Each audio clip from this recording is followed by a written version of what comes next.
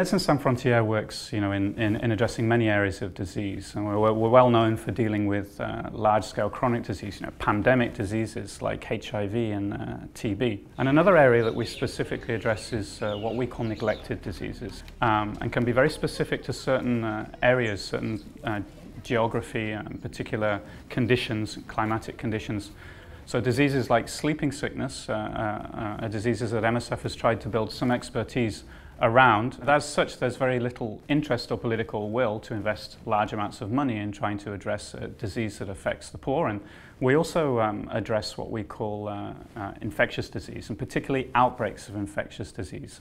Now, these outbreaks occur seasonally and can affect large groups of populations very, very quickly, and can be incredibly dangerous, can have a huge impact and cause a lot of loss of life when you get a significant outbreak of a disease like meningitis or measles.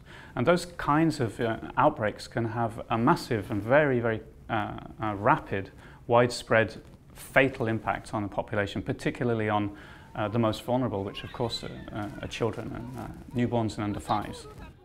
So we need to be prepared as an organisation. We need to understand the context that we're working in. We need to know what the seasonal calendars are, and we need to be fully aware and fully prepared to address outbreaks of infectious disease outside of our core project activities. The secondary priority for us is then to try and map out how big has the outbreak got, what directions it seems to be heading.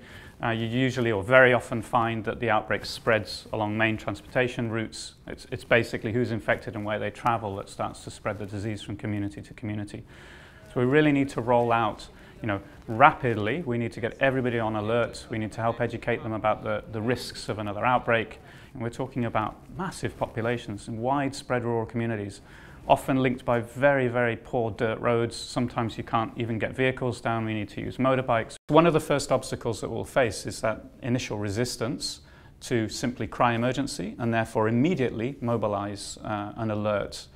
And we need an alert mobilized because we need everybody to be on standby in all the local health posts. They need to know that there's an outbreak, and they need to know that they therefore need to be taking a whole series of actions in order to prevent the spread of that outbreak. And it's all about following direct patient treatment for those already affected. It's all about trying to contain the spread of that outbreak, to minimize as far as possible the impact that outbreak is going to have across a widespread number of communities. And we certainly can't do that alone, so we have to do that in liaison with the Ministry of Health. Often, for example, trying to get the release of vaccines, which are very often managed by the state, in very large numbers appropriate to the scale of an outbreak or an epidemic.